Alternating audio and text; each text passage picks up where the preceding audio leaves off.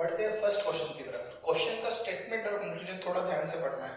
Statement के हिसाब से जो डायग्राम बनते हैं उसको बोला जाता है क्या, बेसिक डायग्राम। और कंक्लूजन में ऐसा अगर कुछ नजर आया है जिसके कारण बेसिक डायग्राम चेंज हो रहा है तो वो डायग्राम जो हम बनाएंगे उसको बोलते हैं पॉसिबल डायग्राम। पॉसिबल डायग्राम तभी ड्रॉ करना जरूरी होता है जब कंक्लूजन स्टेटमेंट में नो या पॉसिबल या कैन बी या पॉसिबिलिटी ऐसे वर्ड्स का जिक्र होता है, तब तक ये पॉसिबल डायग्राम की जरूरत नहीं होती है। ठीक है, क्वेश्चन सॉल्व करते हैं, आपको ये और अच्छे से क्लियर होगा। क्वेश्चन में दिया है, क्वेश्चन नंबर 1 स्टेटमेंट है सम ए आर बी। तो चलो डायग्राम बनाते हैं। यहाँ पे कुछ ए है और यहाँ पे कुछ बी है। Some A are B merge हो गया। Next sentence some B are C, some B are C.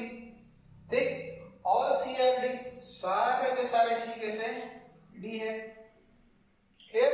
And last और क्या है, some D are all D are E, all D are E. And some E are F, some E are F. तो ये रहा इसका diagram. क्या बोला है, some A are B, some B are C, all C are D, all D are E and some E are F. तो इस हिसाब से हमने बेसिक डायग्राम बना दिया। अब क्वेश्चन स्टेटमेंट तो बन गया। अभी हमको निकालना है कंक्लूजन। कौन सा कंक्लूजन जो गिवन है सही है कि गलत है।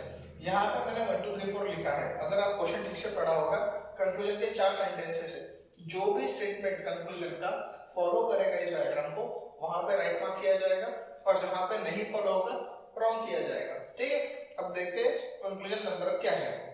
पहला कंक्लूजन बोलता है सम सी आर एफ।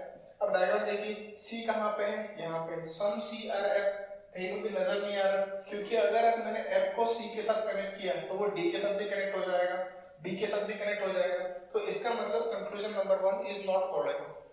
हम भले ही डायग्राम को मॉडिफाई करना चाहे, पर मॉडिफाई करते वक्त एक बात का ध्यान रखना कि कोई भी स्टेटमेंट वॉलिड नहीं होना चाहिए, मतलब स्टेटमेंट को हैम्पर नहीं होना चाहिए। अगर हो गया तो आपका स्टेटमेंट भी गलत हो जाएगा, वेन डायग्राम भी गलत हो जाएगी।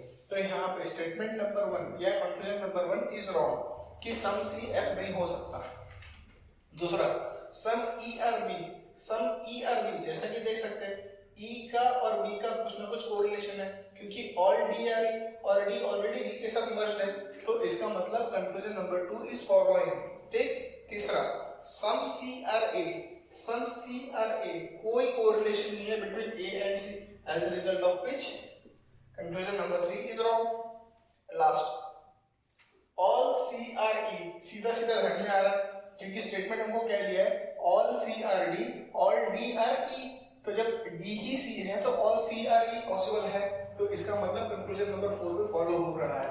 अभी यहाँ पे ये तो हो गया कंक्लूजन की बात। आपको ऑप्शंस कैसे आएंगे कि conclusion 1 and 2 follows, 3 and 4 don't follow, conclusion 1 and 2 follows, conclusion 1 and 3 follows, conclusion 2 and 4 don't follow. तो उसमें से जो भी करेक्ट होगा आपको सिलेक्ट करना है। तो क्वेश्चन अटेम्प्ट करते वक्त आपको सिर्फ इसको मार्क करना है इस डायग्राम की मदद से, तो आपका आंसर आ जाएगा।